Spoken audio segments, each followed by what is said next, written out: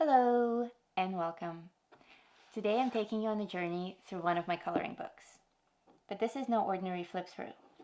In addition to demonstrating the artwork, I will also show each page as it comes to life with color. Plus, I will narrate my own thoughts, motivations, and backstories to the art. So let's jump right in. Amor is the latest in the Knights and Mares series. It's an adult coloring book by yours truly. All of my books also have an inside cover page, followed by the copyright and the ISBN number watermark, and in this case, a This Book Belongs To page. The back of each page has a light gray emblem specific to each book, and my copyright stamp. The first coloring image is called Secret Admirer. I like to name my pages since they all tell a story. These particular characters are based on a drawing that I did when I belonged to a vintage glamour art club. I later redrew it as a coloring page and ran an event with it on Facebook. The image you're looking at is actually the winner. The next page is called Girl's Best Friend, and it's a heart-shaped diamond. Diamonds, and jewels in general, can be very tricky to color because they're transparent and reflective at the same time. I like to give my colorists just enough detail to suggest the depth of the jewel for them to make it really shine. Feline Elegance. I love animals, and I often give animal attributes to my human characters. There are a lot of obvious and hidden connections between this girl and her cat. I love when my colorists discover these details in the process of coloring. It's like finding Easter eggs. Next up is Love Letter. The Knights and Mares book series is actually based on my curiosity shop by the same name. In Knights and Mares Toys, I often work with skulls and bones, so it's only natural for skulls to show up here and there in my books as well. Ah, Shine. This is a fun one. In a book dedicated to love and romance, I wanted to include a page about loving yourself. Humans have an amazing potential for selfless adoration of others, but we often overlook the beauty within ourselves. Loving yourself doesn't have to be arrogant or selfish. It can be healthy and energizing. Father of the Bride, I think, speaks for itself. Here I wanted to express the bittersweet nature of a father's love through his facial expression and the tender way that he's holding on to his little girl, as if for the last time. Of course, I couldn't resist some reference to classical art and the ancient standards of beauty. After all these centuries, Venus is still the ultimate representation of female beauty, desire, love, fertility, and victory. A personification that's literally cast in stone. Treasure is another drawing that evolved from an earlier illustration of mine, based on photography from the 1930s.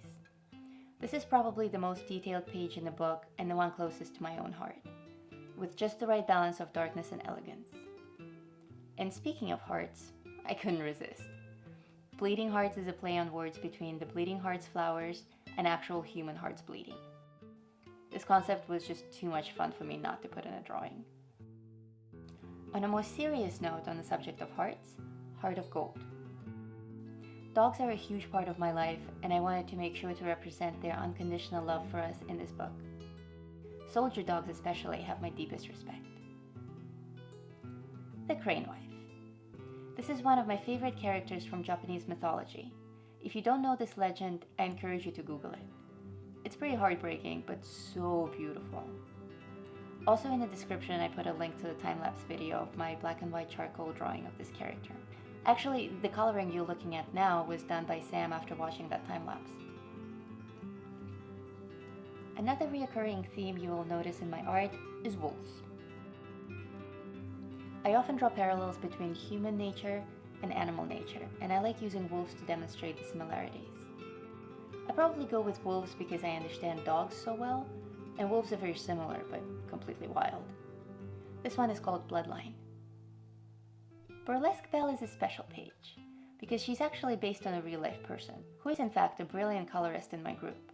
This was originally a commission page for an event, and everyone enjoyed working with this character so much she ended up in this book, in a slightly modified version. This is a fun one. Trap.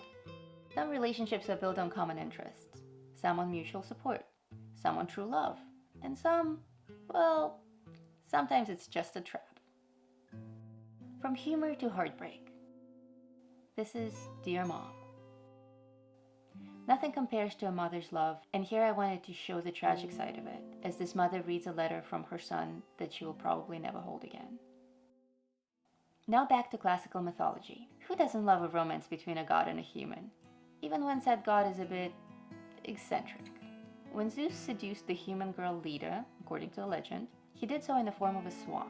Not really sure how that made things easier for him, but who am I to question the gods? Two to Tango is the cover image, and it's my take on how, no matter how honest and open we claim to be, we all play certain roles in every relationship. Hence the masks. No romance book is complete without a princess, even if she's a frog princess. As you've probably noticed, in this book I offer a range of emotions and themes related to love. Gotta keep you guys on your toes.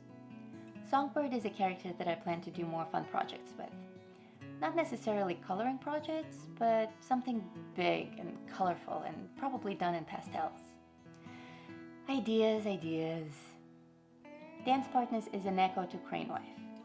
Crane Wife is in the process of transforming into a bird, and when the transformation is complete, this is the kind of bird she will be. Tragically though, her dance partner is only human. And to end the book on a truly romantic note, till death do us join. My representation of eternal love, where death is only the beginning and life was just a prelude. But if 21 pages of romance wasn't enough, here the book starts all over again. Many colorists prefer to have 2 versions of each page, just in case the first coloring doesn't go according to plan, or to have an option to go through the coloring experience again, or to be able to have the colored and the uncolored version of every page for comparison. The very last page is usually a catalog of my other books. Here you can see 6 of my favorites. If you're a colorist, you should join my Facebook group. We have fun new events every month, and everyone's very supportive and just wonderful. Also, I invite you to check out my exclusive club on Patreon, where members have access to unique pages, discounts up to 100% on all of my coloring art ever made, and that's hundreds of pages at this point. I post exclusive tutorials there and even offer personal lessons, plus a ton of other fun stuff and special offers, all to allow you to interact with me on a more personal level, and to get better access to what's in my head. After all, that's why I do this. I have a world of information to share with you, and I thank you for making it possible. The links to both the group and my Patreon page are in the description. If you enjoyed this flip through, please give it the thumbs up and subscribe to my channel for more video content. I'm Lisa Mitrakin. Thank you so much for watching. I'll see you in the next video. Bye!